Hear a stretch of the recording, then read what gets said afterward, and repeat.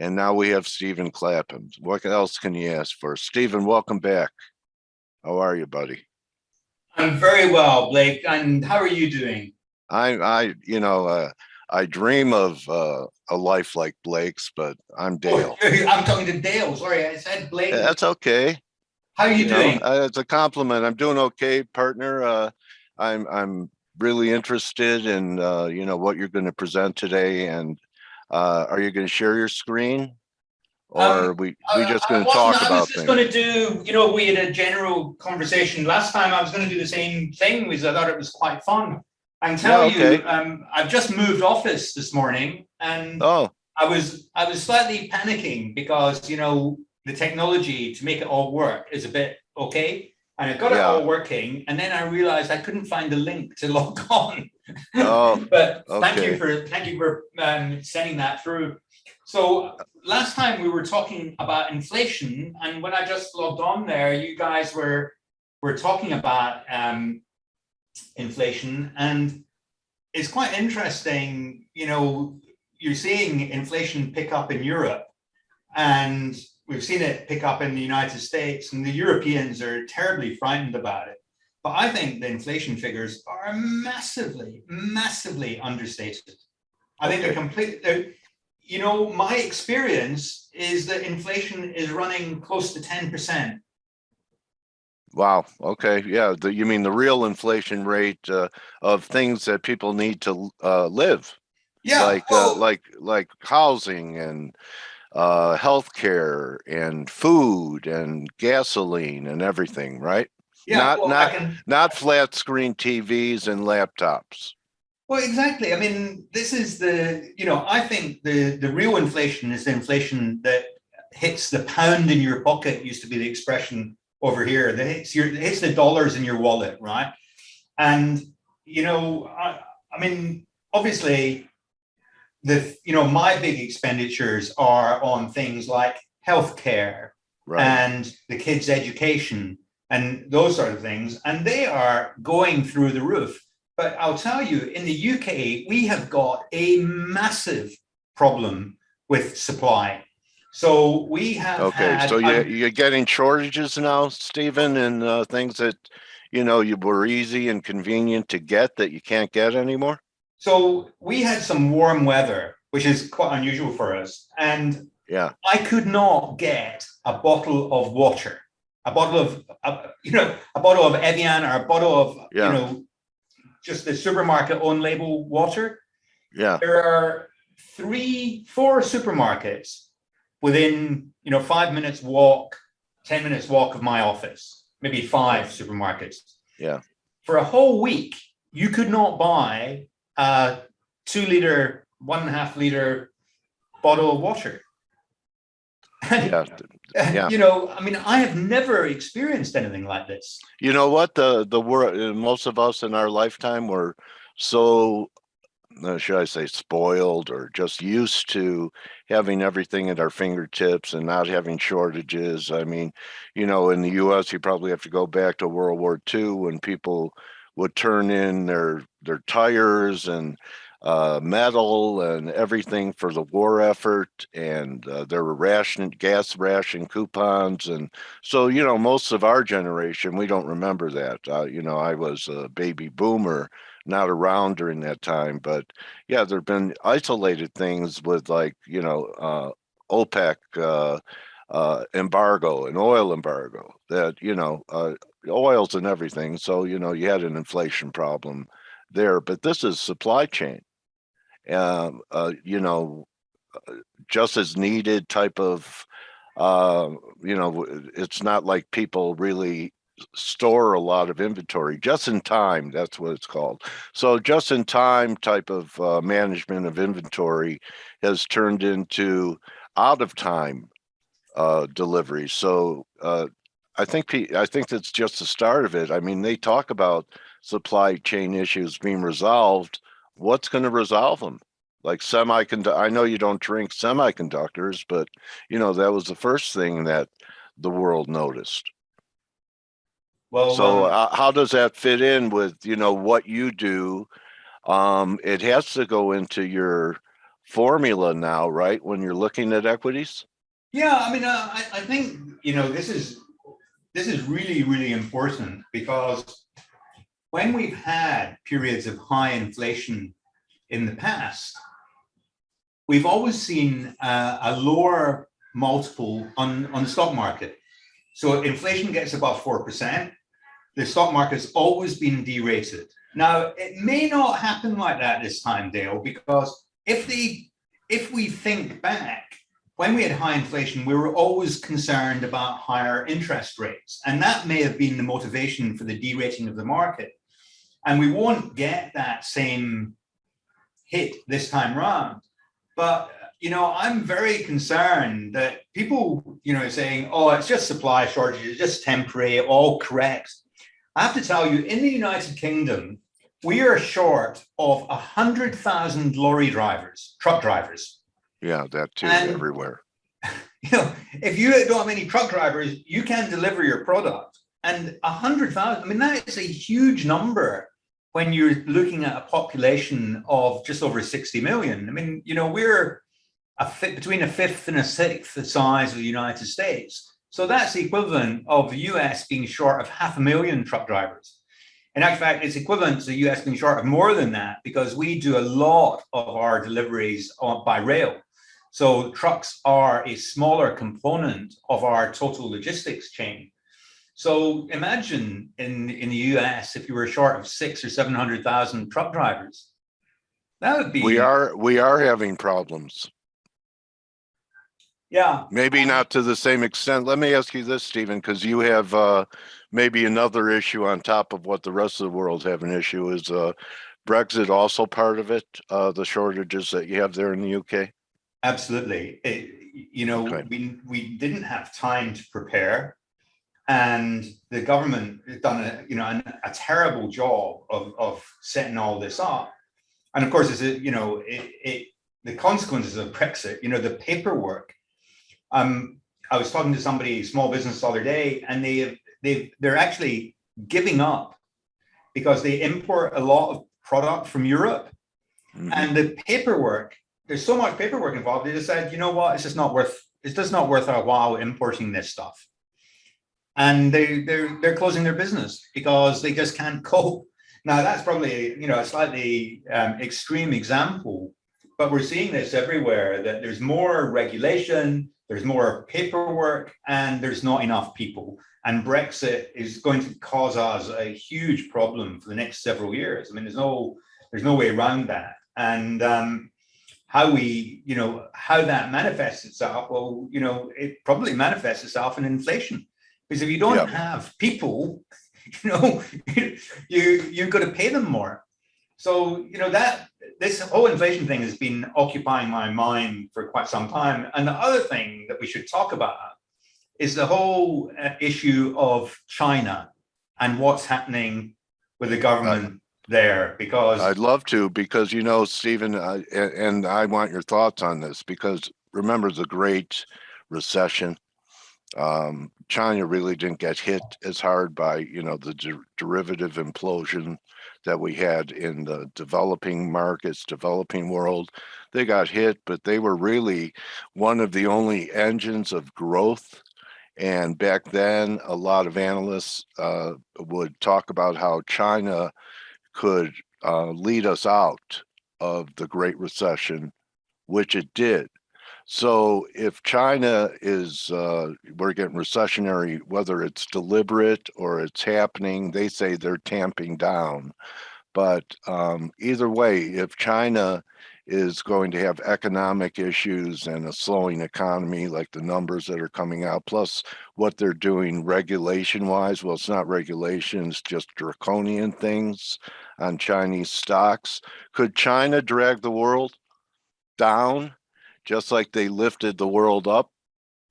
Well, I mean, they've certainly already dragged their own stocks down. I mean, when you look at the action, particularly in China tech, it's been pretty severe. And if you compare China tech to US tech, it's been looking pretty horrible. And George Soros wrote a comment column for the Financial Times the other day, and he basically said, President Xi does not understand how markets operate, and as a consequence, the sell-off was allowed to go too far. And he was saying that Xi is a communist. He wants to go back to Mao Zedong days. Now, I think that's probably far too draconian a view, but it's very clear that he doesn't really care too much about US investors. What do you do if leave aside, us trading in the market, because we can probably trade into some of these stocks and take advantage of a balance and trade out. But say you're a big US institution with a big holding in Alibaba, what do you do? It's a very difficult situation to analyze, because you basically, to analyze this situation, you've got to get inside Xi's head. And who the hell knows what he's thinking? Oh, I looked into his eyes and I could see his soul. Yeah. Well, yeah. One of those moments. You might as well, employ a fortune teller or a tarot card reader. Yeah. Because somebody like me looking at numbers isn't gonna be of any help, right? So your research, Stephen, and I've been showing. I don't know if you know this. I've been showing your website, and all the books that you've written. You're prolific. I know I'm not a paid subscriber, but I'm giving you some visibility. What are you telling people in this environment? Markets are making new all-time highs. You don't think that, despite the inflation problem, you're not alone. I've talked to other people who, analysts and economists that say, a lot of people think that we're near the low in real rates. Not nominal, but real at -1 or so. And one of the guys said that in World War II, we actually went negative real rates by about 14-15%. And that's probably, 1%, -1% is not the low in negative real rates. So are you in that camp? And are stocks really a good inflation hedge? Perhaps that's why they're heading higher. I don't know why the FANG stocks would like inflation. Do you? Been a lot of rotation into the mega cap tech. Well, this is an interesting question, because I was having a discussion about this. That's what I do. And I'm going to just refer to two people. I'm going to talk about Russell Napier's views in a minute, because he's a very interesting economist. But yes, I've heard of him. Since I was last on your show, I've started a podcast. So for your listeners, yeah, I saw that. So with the Behind the Balance Sheet podcast, our first guest was Brent Hoberman, who's a venture capitalist, and John Armitage. Now, John Armitage, none of your listeners will ever have heard of him, but he is a genius, right? I have got money invested with John because he's one of the best investors anywhere. He's run his hedge fund for 27 years, and he wouldn't let me quote his compliance department wouldn't let me quote his record, but I can tell you that his record, and this is not a small fund, right? He manages $27.5 billion. And it's one of the largest hedge funds in the world. And he's got the longest and probably the most successful track record, although people haven't heard of him. And what was very interesting was he and I are of a similar vintage. And he was saying that one of the things that is very difficult for people like us is we were brought up at a time when, a PE of 20 was a rich valuation. And EV to revenue of 20 times is something that's very difficult for us to cope with and to think about. And you're seeing this, Zoom, I think, is on 24 times revenues last time I looked. And, yeah, it took a hit. It took a hit. I think yesterday. Was that earnings or earnings? Yeah, I mean, its growth is slowing. I mean, big surprise, right? Its growth would be slowing. Well, guess what? We're all going back to work. Yeah. And People are getting burned out with doing everything on Zoom. Absolutely. I mean, people hate it. I did my. Well, we're on Zoom right now. Well, we're on Zoom right So now. don't say people hate it, because they're enjoying themselves right now with us. Oh, yeah. But we're making their whole day right now in about 30 minutes. Dale, you produce such a quality show that people would They go on Zoom. Yeah. Okay. Well, Zoom is, they called me to make sure I keep using it. So, anyway, so is Brent, is what Brent is saying, basically that, maybe we could go to the 40s on PE and things like that in this new abnormal? Well, so I just wanted to tell you that Russell Napier, you may not have heard of him, but I have. I haven't interviewed him, but I do. I'm aware of the name. Yeah. Yeah. I mean, he's a genius, right? And funny he's enough, always bullish, right? There's always a bull market somewhere for that guy, right? He is bullish for the short term, but he's very bearish medium term to long term, because he says, and this is back to the war, he says the only parallel that you can paint is the period post the Second World War. And he said that governments are going to engage in financial repression, and they're going to keep interest rates down, and they're going to force investors to buy bonds. Bonds, not stocks? Bonds, not stocks. How did they force people after a prolific bull market in equities to run out and buy bonds with like a 10-year note with a 1.3 yield? I mean, they have done this in the past. I mean, in the 1970s, in the United States, there was an Office of Price Control. And in the 50s, in the 40s and 50s, for example, in France, you couldn't raise money on the equity market without permission from the government. And he says we're going back to that sort of environment in which the governments will dictate the flow of money. Because he said, look at the debts. Look at the debts governments have got. How else do they get out of this other than engineering low rates and inflating the debt away? And he's got a very negative perspective on the long term. And he says that the institutions won't be allowed to buy equities. Now, I know this is a very, very radical view, and I'm not sure that I completely... That's the end of our business, isn't it? Well, I don't think it'll be the end of our business, because there'll still be stocks there. But, what he's saying is that although we've got very low rates and you would imagine that PEs could go to the moon, that probably isn't what's going to happen, because who will buy a government bond in that environment? And when people stop wanting to own bonds, the government will have to force you to own bonds.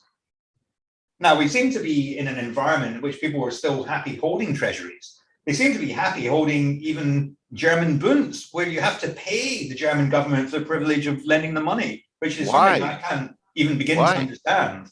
Why are they, Stephen? Why are they okay with doing that? Well, I think it's these, what else do you do?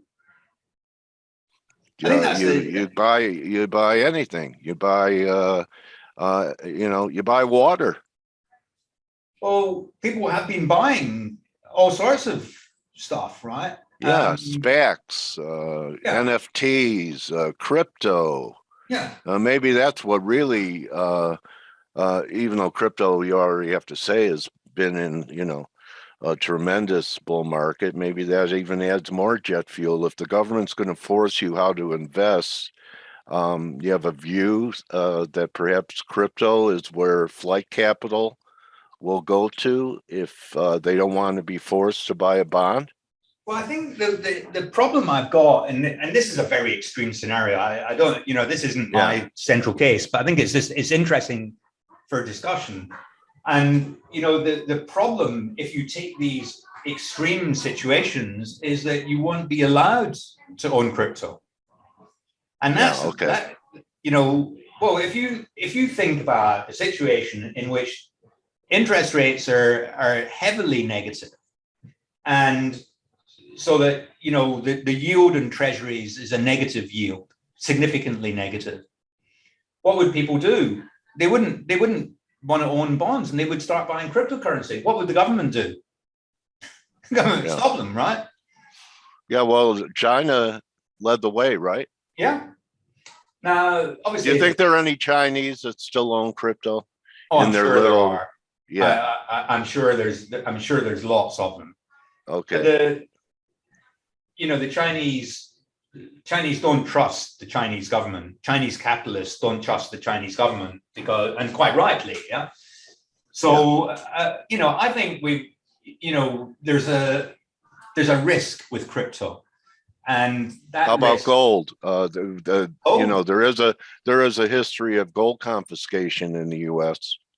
Yeah, well, I think gold to me is a more durable and safer bet. It's obviously, first of all, it hasn't gone up nearly as much as crypto. Right. Second of all, it's got a long history.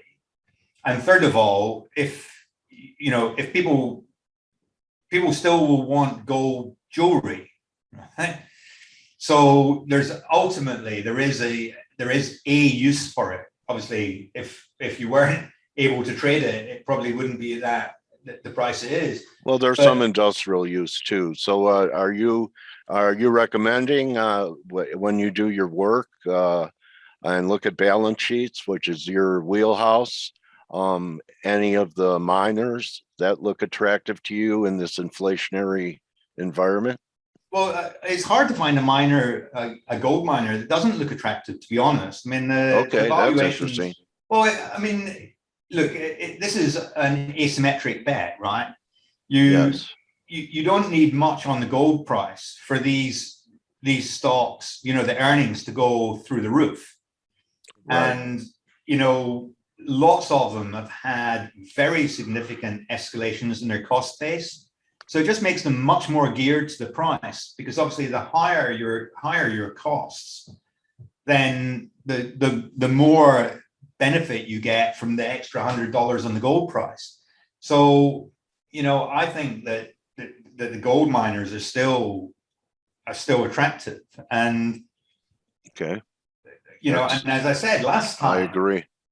As I said last time I was on, the other place that I think is attractive is the UK, because we're seeing also the FTSE.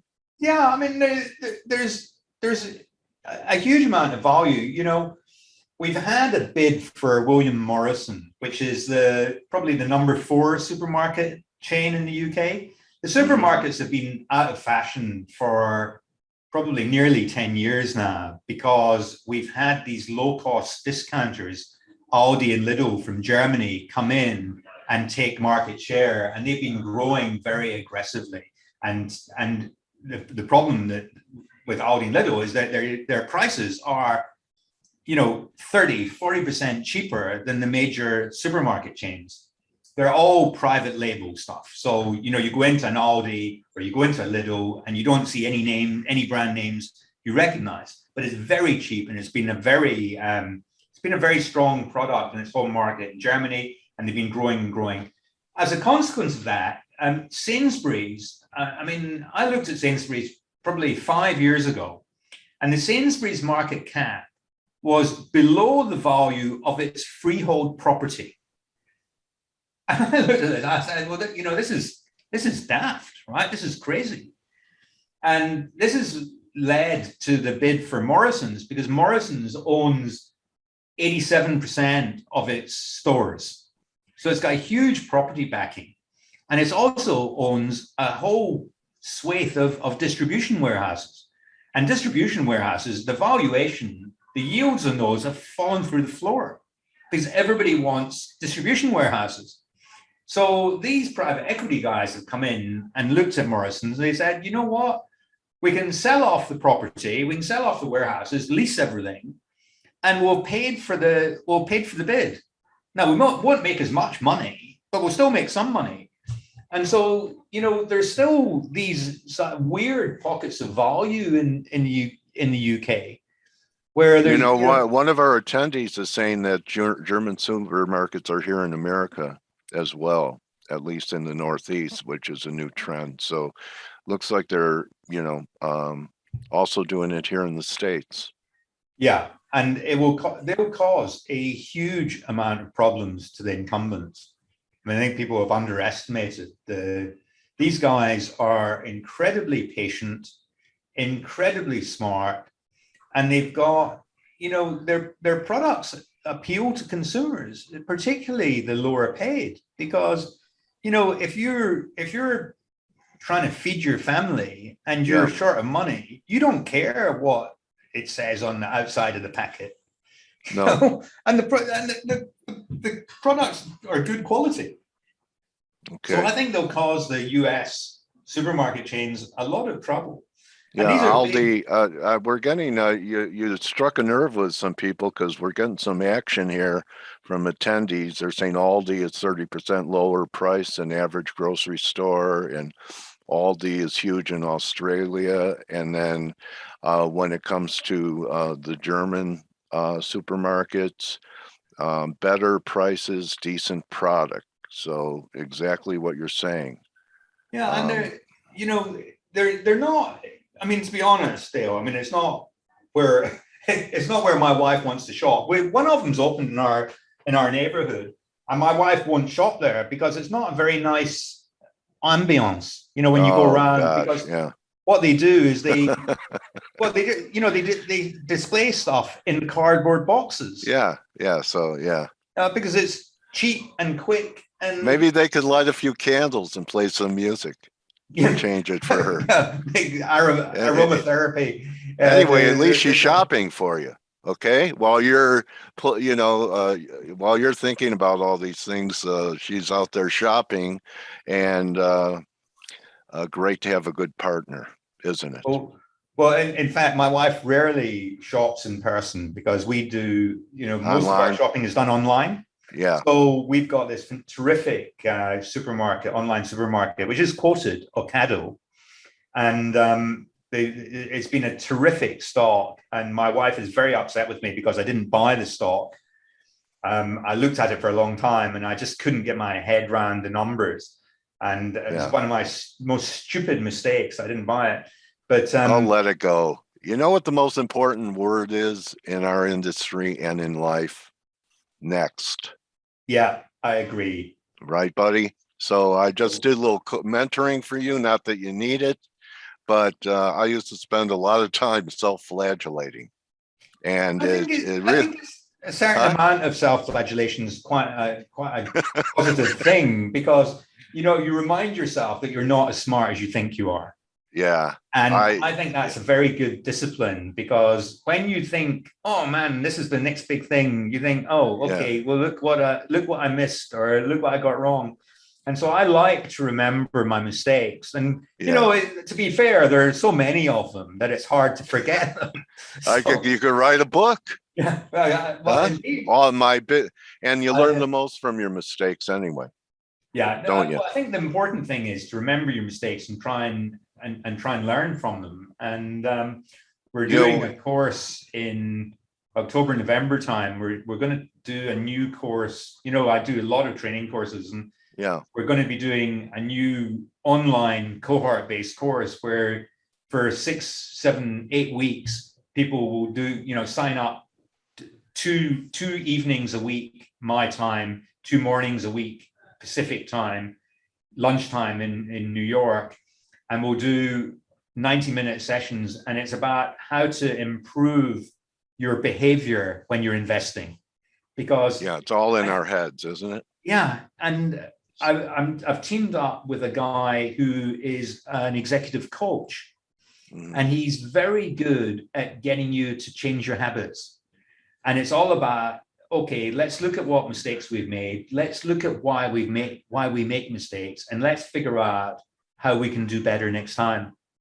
And I'm quite excited about it because this is something that I have grappled with for many, many years, that just trying to improve my emotional ability to cope with the stress of the markets and Yes. not react and keep calm. You're not alone, Stephen. And you know what? Speaking about mistakes, here's what I say. It's never a mistake to spend 30 minutes with you and have a conversation and hear what you're thinking. And I really want to thank you for being generous, having a giving spirit, and spending some time edifying the F.A.C.E community. Hey, it's such fun. I hope you're going to invite me back soon. Do you want my bank wire number? Just kidding. You're such a comedian. It's such a pleasure. Thank you so much for having me on. I really enjoy it. Yeah, my boss says they're all dad jokes. So, dad. Anyway, corny. So I really appreciate it talking to you again, Stephen. Thank you so much. And coming from you, talking about how rates are going to go, and that governments may really become draconian down the line.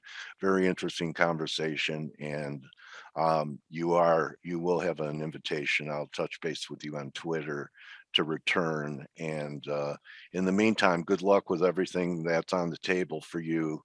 Positions, subscribers, mentees. Wish you rooting for you and everything you do, Stephen. Thank you so much, Dale. Take care. All right, so that's a wrap. And here's Stephen's website, behindthebalancesheet.com. You could find him, and you could find him on Twitter at Steve Clapham. Here it is, right here. Okay. And that's a wrap, everyone. Thank you for hanging out with us. Appreciate it very much. And look forward to, seeing you guys tomorrow. S&Ps are starting to fade a little bit here. Unable to make a new high. NASDAQ still outperforming. And you could get some updates on what's going on here with the dollar selling off pretty dramatically. What a turn in the yen and the dollar today. So very whippy markets. Welcome September. I'm glad you're here. You could join the crew in 12 minutes, everyone, on the morning edge. And you have to be sharp to be on the morning edge crew. It's an edge that we all walk as traders. So don't just count your pips, count your blessings, everyone. You're welcome, Hannah, Alexander, Ingmar, you're welcome. We'll see you guys tomorrow. Anthony, thank you very much, and adios. See you tomorrow.